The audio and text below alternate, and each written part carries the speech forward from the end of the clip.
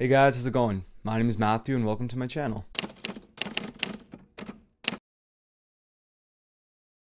If you're new here, then welcome. And if you're a returning subscriber, then thank you so much for clicking on this video. So for today, we are going to be doing something a little fun, a little bit different. Add something different, especially for the Teen Vogue party. We are going to be just discussing season 1 of Buffy the Vampire Slayer. Now, if you've been following me from the beginning of this journey, I started probably about a month and a half ago, watching Buffy the Vampire Slayer for the first time. When I tell you, it has been so much fun going on this journey, starting this new show, getting to know the fans of the show, and just being accepted into their fandom. And everyone in the comments has just been so gracious and so accepting of my videos so far. It's nice to be a part of this community, of this show that has such a huge and loyal following. It's really nice to see. So we have completed season 1, and for this video, I don't have a script written.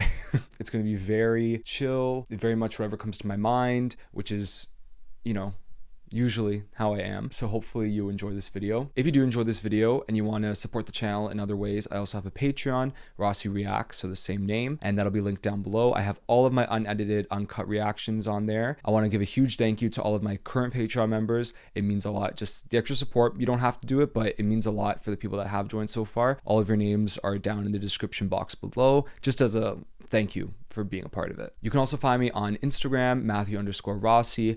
That is also linked down below. I post some fun stuff on there. So if you want to see some other types of content that I have, you can follow me on there as well. All right, without further ado, let's just get into it. We are going to be tier ranking all the characters of season 1 and then all the episodes of season 1. I found these tier lists, but I changed the categories because I didn't really like the category names that were there. So I kind of made it my own. So hopefully you guys find it funny and you enjoy it. So at the very top, we have HBIC, which if you watched my videos so far, then you know anytime that I refer to Buffy specifically, but there's a few other characters that I think fall into that category. I call her the HBIC because she literally is, like, when you look it up in Urban Dictionary, it's going to be a picture of Sarah Michelle Gellar as Buffy. It's just how it is. So anyone that doesn't know, HBIC stands for House Bitch in Charge, and that's just what she is. So that is the top of the top. That's, if you want to be at the top, you got to be the HBIC. And that's how it is. Then right underneath, we have boots on work. Again, if you have watched any of my videos, every time that Buffy has to kill somebody, she has her boots on. So I say, get your boots on and work. And so, you know, get to work, that's the second category underneath. So it means that you're almost at HBIC, but you're just not there yet, but you have the potential, which leads us into the third category, which is has potential. This is someone that maybe you started to see a character arc in season 1, or you've just been introduced to them and you don't really know them that well yet. And so they have the potential to grow, but they're just not at the top 2 levels yet. That's has potential. Then we have useless and disappointing. A line from one of my favorite movies, the award-winning World Around, A Cinderella Story. Because waiting for you is like waiting for rain in this drought. Useless and disappointing. And that's what this character is. So they offer nothing. They're forgetful. And that's that on that. And then in the last category, we have the iconic Wendy Williams. Death to all of them. Originally, I had it called Should Have Stayed Buried, which is a line from LOML, from Taylor Swift's latest album, Torture Poets Department, which I have just over there because I love that song and I love that line. And at first I had that category named Should Have Stayed Buried, but then I changed it to Death to All of Them because I have used that meme to death in a lot of my videos, and so I just thought it was fitting because these characters should have stayed in Hellmouth. They should not have ever resurrected. All right, so we are just going to go in order of the pictures that they have here. So first we have Angel. All right, so not HBIC, but could be boots on and work. Because to be honest, every time he's come in the show, he's always working. The poor guy doesn't catch a break. Every time he comes in, it's always to like warn Buffy, save her, or something. Not save her, but like just help her, you know? So it could be boots on and work, or has potential. Definitely not the last two, because he's a really good character. I'm gonna say boots on and work for right now. I think that is very fitting for his character. All right, next up we have the Anointed One. Death to all of them. The Anointed One should have stayed buried. I'm sorry that he's a child, but like nobody wanted him. Okay. Now, if it was the other child, he would have been further up, but the anointed one is death to all of them. Thank you. I mean, what else? Need I fucking say more? She is the HBIC. She is the queen. She's an icon. She's a legend. She's the moment. Now, come on now. She's just like real shit. She is one of, I think, and I've only seen season 1. She is such an interesting and complex character, especially for a young woman in a TV show, especially of a show that was in the 90s. Like, it's just, when you think about all the layers that add to how important this character is in television history, she really is. And I don't hear enough praise about her or about this character, and I think that she really, really needs to be talked about more, because already just in this first season, she has shown so much strength and vulnerability, but she's also funny, and like she's fashionable, like just everything, literally everything. And it's such an enjoyable character to be able to connect with and get to know and want to continue to see what happens to her. So HBIC for multiple reasons, but she's just an incredible character, and I'm really, really excited to see where she goes next. Next up, we have Cordelia. I think Cordelia is the epitome of has potential. I know that I really shat on her in my first video, which was the first 2 episodes, but people were saying that, she's going to become redeemable, you're going to get to like her more, and I did start to like her more as the season progressed. But I just think that even though we had that episode and it was a really good scene between her and Buffy and talking about, loneliness, and like, isn't it, and that whole scene of her saying like, it's better to surround yourself with people and feel lonely than to be alone and lonely. And it's like, that's such a relatable feeling and a relatable thing, but I still think that we need to see more from her. And even if it's just, her continuing to kind of play both sides and like help them and be there for them, but also have that duality of being their friend, but then also like kind of feeling like she's better than them. That's still a really interesting character. So even if it's more of that, I still think I want to see more of that. And hopefully they write her character in as a more main character as the show goes on. So as of right now, she's has potential. Then we have Darla, Miss Girl. Again, if you watch the first 2 episodes with me, you know that I did not like her. I cut her up in the first 5 minutes of the show. I cut up Miss Darla, but I gotta say, she redeemed herself a little bit as the episodes progressed. Every time she came back, I was getting a little bit more fond of her every time. So I mean, she's dead now. Spoiler alert! If you're watching this video before my other videos, but I don't know why you would watch a recap of season 1 if you haven't watched season 1. Regardless, she passed away. So I'm gonna say, but honestly, has potential. She had potential. I think if her character had stayed a little bit longer and like kind of become like a random reoccurring character, she'd be that one that's like kind of annoying but also funny and entertaining to watch, because she gets so into her character that it's enjoyable to watch as a viewer. So I'm putting Miss Darla and has potential. All right, then we have the principal, and this is the first principal. He was good. His accent took me out, but honestly, he kind of went nowhere, so useless and disappointing. Then we have Giles. Again, another character that in the first couple episodes, I wasn't a fan of. I said he kind of took me out of the show, and I think that's just because I have such a fond admiration and respect for the main 3. I was kind of shitting on him a little bit. I'm going to put him in Boots On and Work. I grew to really admire his character, especially in the Prophecy episode. I think that's the one that really, and Nightmares as well. Those 2 really where I was like, oh, the stakes for him are just as high as her, but for different reasons. And I think that really showed a vulnerable side to him, which makes you be able to connect to the character more. So I definitely think Boots On and Work. I mean, also HBIC material, but I can't personally put her in the same category as Buffy and the other characters that I'm going to be putting in there, because I just have so much like emotional attachment to them already. So she's not HBIC yet, but the potential, the potential is there. So Boots On and Work. Then we have Jesse. I mean, I liked his character in the first season. I liked that actor. I liked his character, but honestly, useless and disappointing because they didn't really do much with it. He was just there for the first 2 episodes. So didn't really leave a lasting impression. Then we have Miss Joyce. We have Mom. All right, Mom, where are you going? You are going into has potential. We've started to see a little bit more of her, which I think is good because I feel like a lot of these shows, they focus so heavily on the teenagers and the kids that the parents, in all honesty, sometimes seem either really dumb or like they're just not involved in their kids' lives, or they're just very much like secondary characters.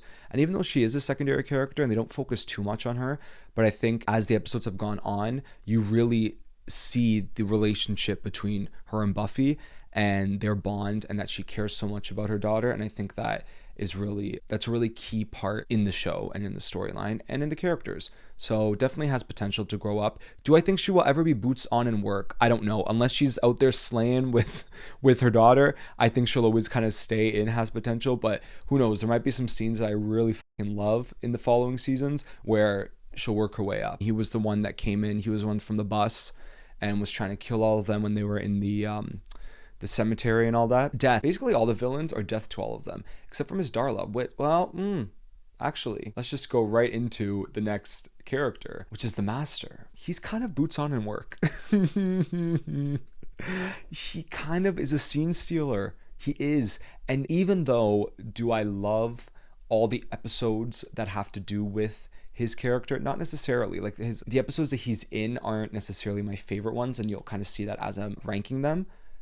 But he's kind of camp and he's funny, and like it's hard not to watch the scenes that he's in. He's really captivating as an actor and as a character. All right, then we have the second principal. Honestly, Death. I don't care. I don't care about you. You're annoying. You have the devil ears and you offer nothing. All right, then we have Miss Willow. I mean, what can I say? She is an HBIC in her own right. What Willow offers to the show is a type of like quiet confidence. Her character, though, on the surface might seem a little more insecure in comparison to Buffy, but she's so intelligent that she knows where her strengths lie. And there's nothing more confident than knowing what your assets are and what you have to offer. And she knows that she's smart. She's a bookworm. She's good with technology. She's quick on her feet. Like her mind is always going.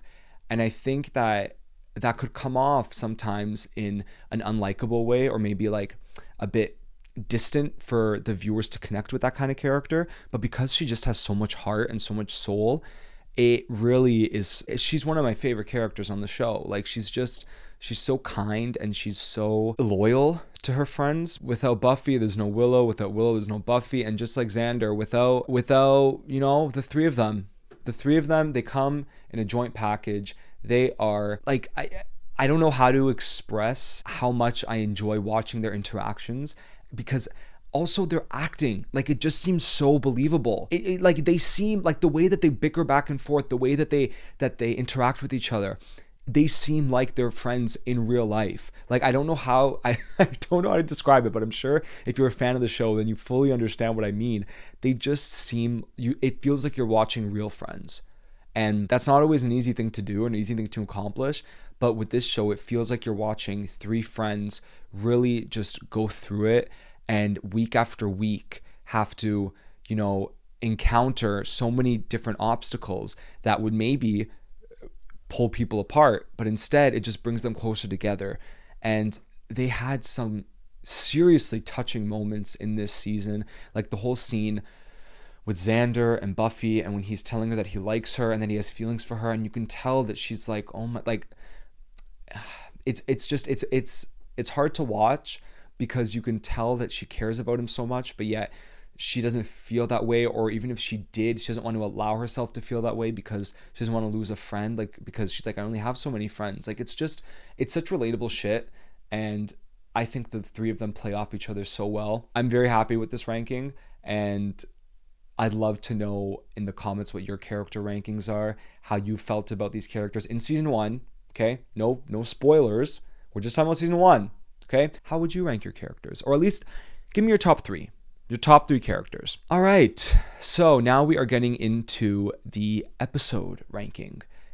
I use the same categories because I feel like they just work for the episodes as well. Now, I will say, unfortunately, if you watched my first Buffy video, then you know that the quality that I watched the first 2 episodes on was not ideal. I was rewatching the video, preparing for this one, just kind of going over the episodes. And I was like, my God, it's just so bad. It's zoomed in, it's flipped, and it's pitched down. Like, I don't know how. I need to rewatch. What I'm saying is I need to rewatch the first 2 episodes on my own time to fully, get the feeling of it again. It was a mess.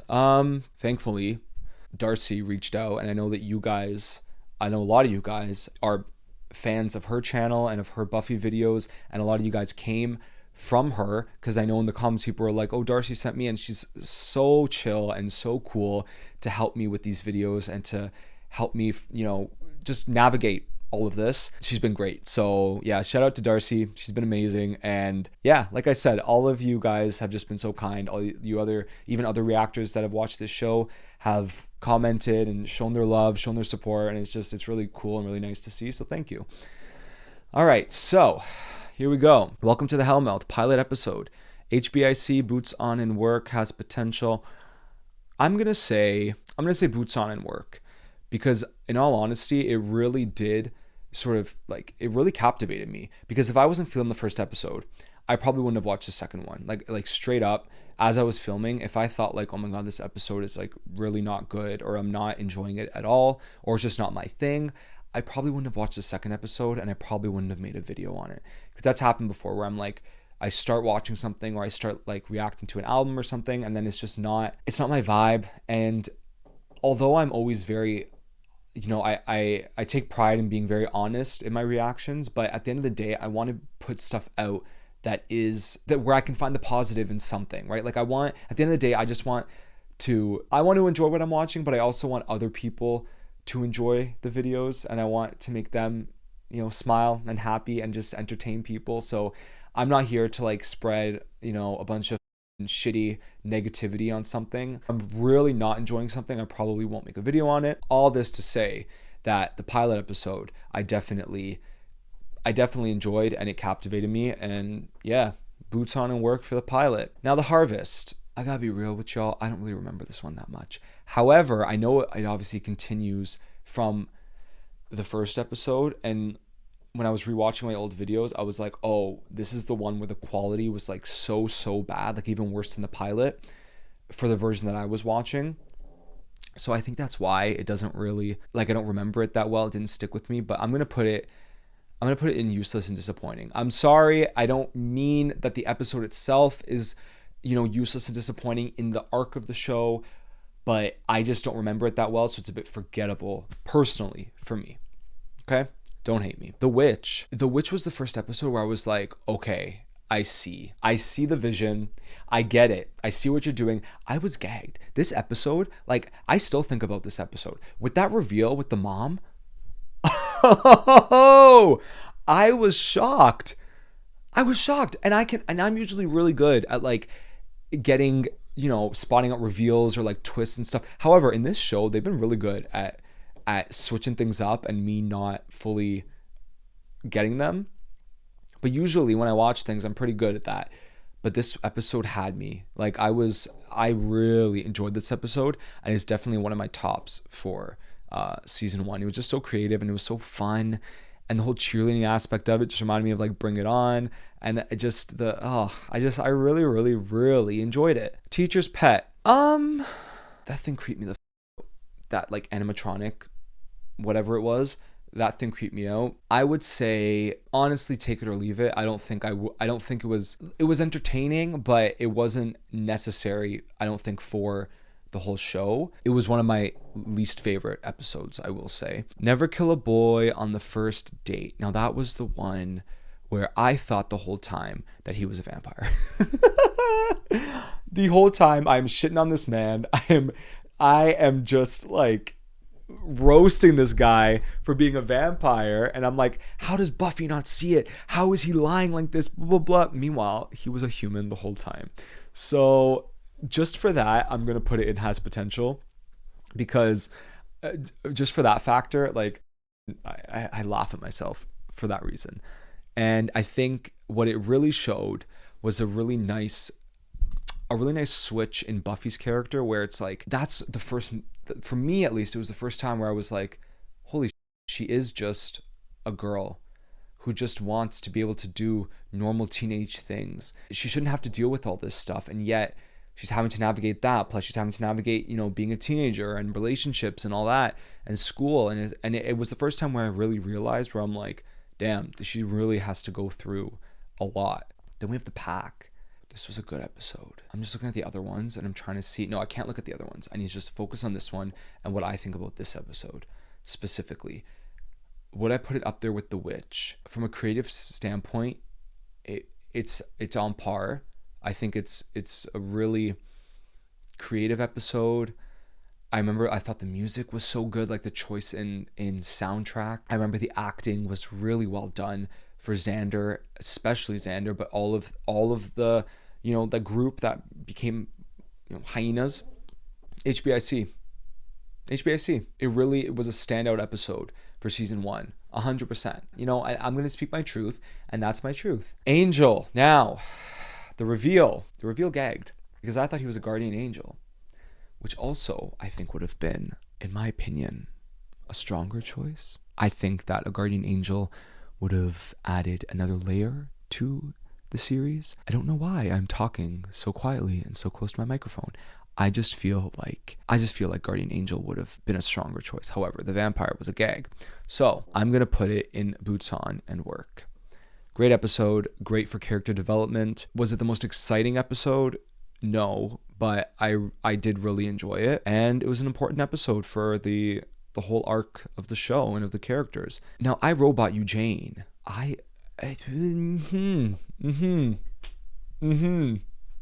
Yeah.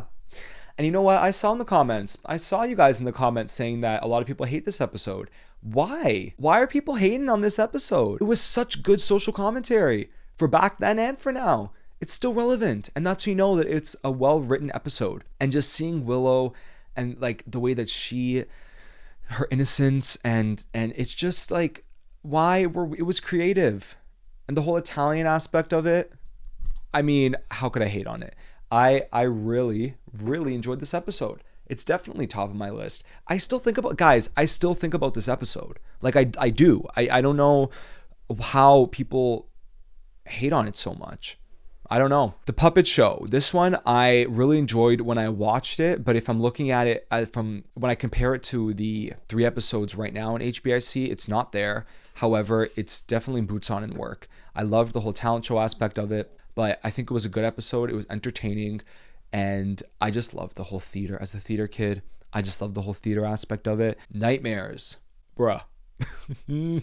This episode, I mean, we all know it's HBIC, and I'm going to put it right behind The Witch, because The Witch is an episode I would rewatch just for pure entertainment value. Nightmares stressed me out a little bit, but it was in all honesty, I think it was the best shot episode, and it was the best written episode. Like that one and Prophecy Girl, I think, are the 2 strongest episodes of the season. And it was scary in a way that none of the other episodes were scary. And it was dark, and it was daring, and it was risk taking. Like I appreciate it. All right, out of mind, out of sight. This one pissed me fuck off. And if you watched my video, you know. So just for that, I'm gonna have to put it in death to all of them. Prophecy Girl, Miss Girl, HBIC. What can I say?